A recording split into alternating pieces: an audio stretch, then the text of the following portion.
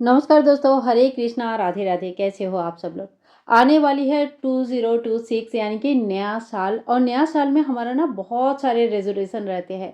हम ये करेंगे, हम वो करेंगे। और सही में जब हम रेजोल्यूशन लेते हैं और उसको कंप्लीट करते हैं ना, तो at the end of the year हमें ये फील होता है कि हाँ, हमने बहुत बढ़िया सा एक रेजोल्यूशन लिया था, कंप्लीट किया है। अब हमारे जीवन में बहुत सारे चेंजेस हम फील कर सकते हैं। आज कुछ रेजोल्यूशन के बारे में आप सभी से बात करूंगी। आई होप आज का वीडियो भी आप लोगों को अच्छा लगेगा। तो देखिए, सर्वप्रथम जो फर्स्ट थिंग जो होना चाहिए ना, किसी भी गृहिणी या स्टूडेंट या सिर्फ गृहिणियों के लिए नहीं, सभी के लिए मैं ये कहूँगी कि आप थोड़ा सा जल्दी उठने की कोशिश करें। यानी कि सवेरे 4:30, 5, 5:30 या इतने तक आप जरूर उठ जाए। और अगर सम्मान, मान सम्मान, पति पत्नी पाना चाहते हैं, तो फिर सूर्य नारायण को जल चढ़ाना शुरू कर दें। ये दो चीज़ आप जरूर करना शुरू करें, सुबह उठना और स्नान करके भगवान सूर्य नारायण को जल चढ़ाना। इसके साथ ही देखिए, डेली बेसिस पे गृहिणियों को या किसी को भी जो भी जीवन में उन्नति चाहते हैं, देखो हमारे ना जीवन में एक चीज़ है, हम हर चीज़ लगता है कि गृहिणियों को करना चाहिए। ऐसा नहीं, एक नैतिक उन्नति के लिए कोई भी ये रूल्स फॉलो कर सकते हैं, ऐसा कुछ नहीं है। खास करके हमारे जो हाउस वाइफ है वो ज़रूर फॉलो करें, क्योंकि हमारी जो ज़िंदगी होती है ना, ये चार दिवाली के अंदर काफ़ी सारे समय निकल जाता है। इसमें पॉजिटिविटी रखना, पूरे परिवार को सुखी रखना, घर में सुख शांति समृद्धि रखना बहुत बड़ी बात हो जाती है। इसीलिए कोई एक दो पाठ आप जरूर करें, चाहे हनुमान चालीसा पढ़े। अगर घर में बहुत ज़्यादा अशांति, कलह, क्लेश हो रहा है, तो हनुमान चालीसा जरूर पढ़े। साथ ही में आप तुलसी पूजा जरूर करें। तुलसी पूजा करने से घर में बहुत सारा कलह क्लेश कम हो जाती है और साथ में लक्ष्मी की प्राप्ति होती है। तुलसी पूजा करने से घर में बहुत सारा अच्छे अच्छे चीज़ें होने लगती है। और देखिए, अगर संभव है तो हफ्ते में कोई एक दिन आप कोई एक देव वृक्ष की पूजा जरूर करें। चाहे तो आप केले के वृक्ष की पूजा कर सकते हैं, चाहे आप सामी के वृक्ष की पूजा कर सकते हैं, बेल वृक्ष या पीपल के वृक्ष की पूजा कर सकते हैं। लेकिन कोई एक देव वृक्ष की पूजा आप जरूर करें।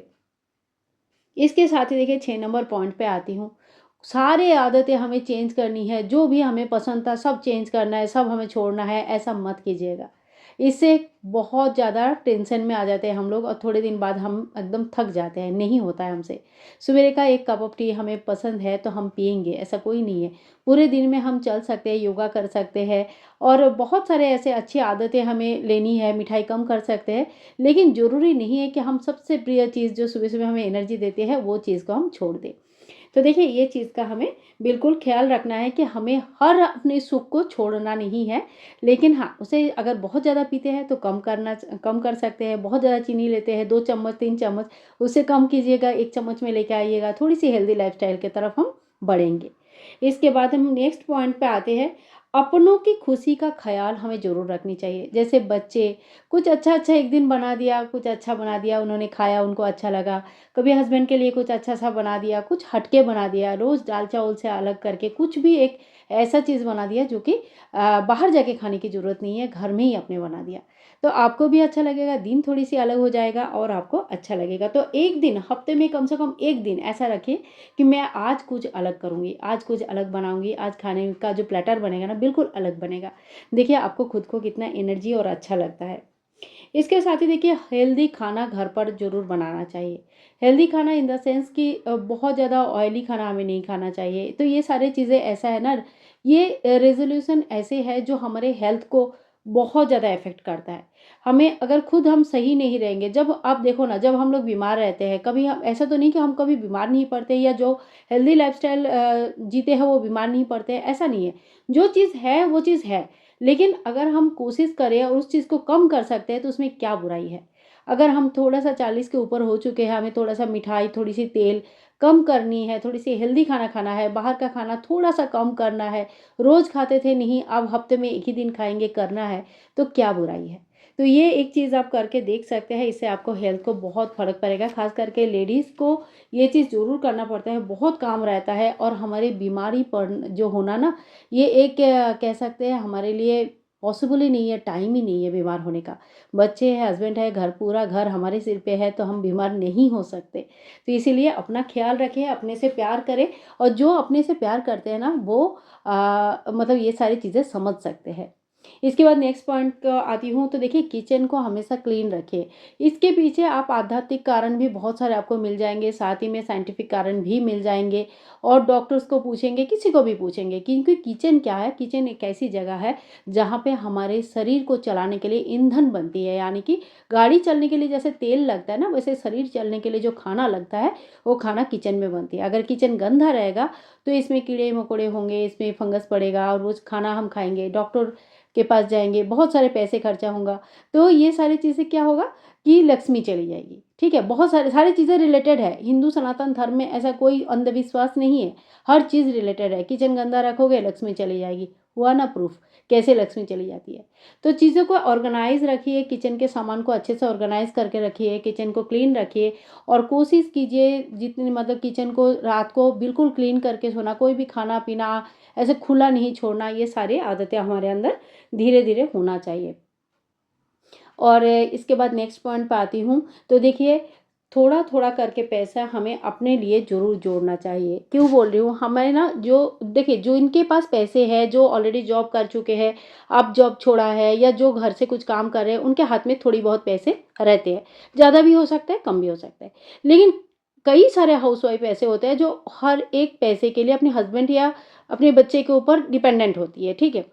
तो जैसे ही आपको मंथली जो पैसे आपको मिलते हैं घर चलाने के लिए, उसमें से थोड़ा-सा पैसा, ऐसा नहीं कि बोल रही हूँ पूरा पैसा ही, लेकिन हाँ, थोड़ा-सा पैसा अपने लिए थोड़ा-थोड़ा करके जोड़ना शुरू करें। जैसे मंथ एंड में आपको मान लीजिए 10,000 रुपया मिल रहा है, तो आपका 9 साढ़े 9 हज़ार रुपया खर्चा हो जाता है।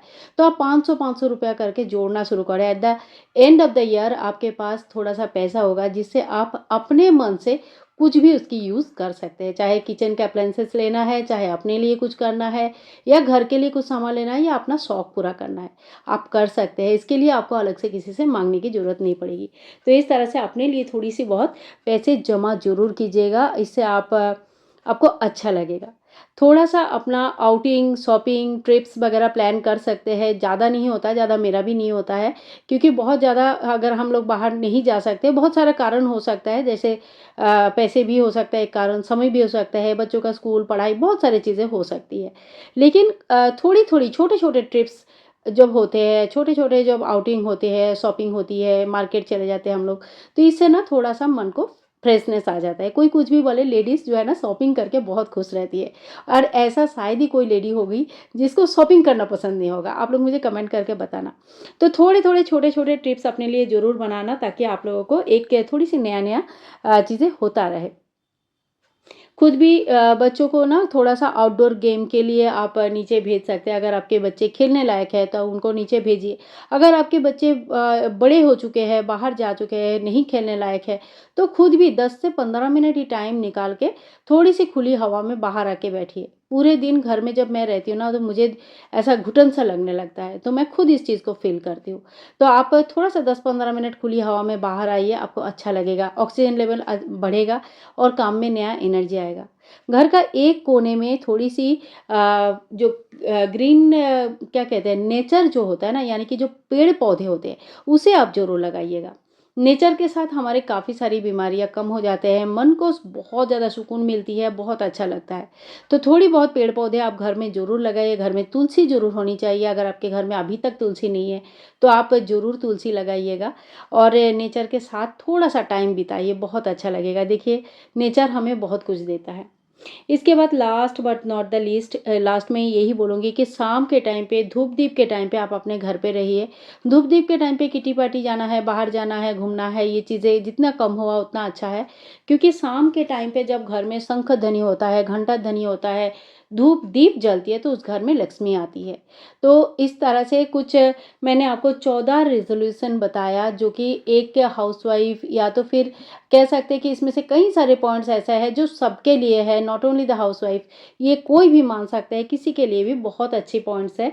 तो आप नया साल में जाके इनको मान सकते हैं। इससे आपको अच्छा लगेगा, मान सम्मान बढ़ेगी, आपका पैसा भी जमा होगा और सब मतलब चारों तरफ से थोड़ी बहुत उन्नति भी होगी, मेंटली और मतलब हेल्थ वाइज भी।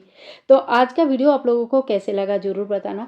और हाँ, अगर आज का वीडियो में कुछ भी आपको फ़ायदा हुआ है, कुछ भी अच्छा लगा है, तो प्लीज़ लाइक कीजिएगा, शेयर कीजिएगा और चैनल को सब्सक्राइब करके रखिएगा। मिलूंगी एक और नया वीडियो के साथ, तब तक के लिए हरे कृष्णा, राधे राधे। और हाँ, कमेंट करके लिखना बिल्कुल भी ना भूले कि आपका नेक्स्ट ईयर का यानी कि न्यू ईयर का रिजोल्यूशन क्या है। अब क्या ऐसा है जो ठीक किया करके रखे कि आपको करना है, आप आगे चल के करना चाहते हैं। तो मेरा तो रिजोल्यूशन बहुत सारे होते हैं और धीरे धीरे मैं अपना रिजोल्यूशन भी आप लोगों के साथ शेयर करती रहूँगी। मिलूंगी नेक्स्ट वीडियो में, तब तक के लिए हरे कृष्णा, राधे राधे। बाय बाय दोस्तों, टेक केयर।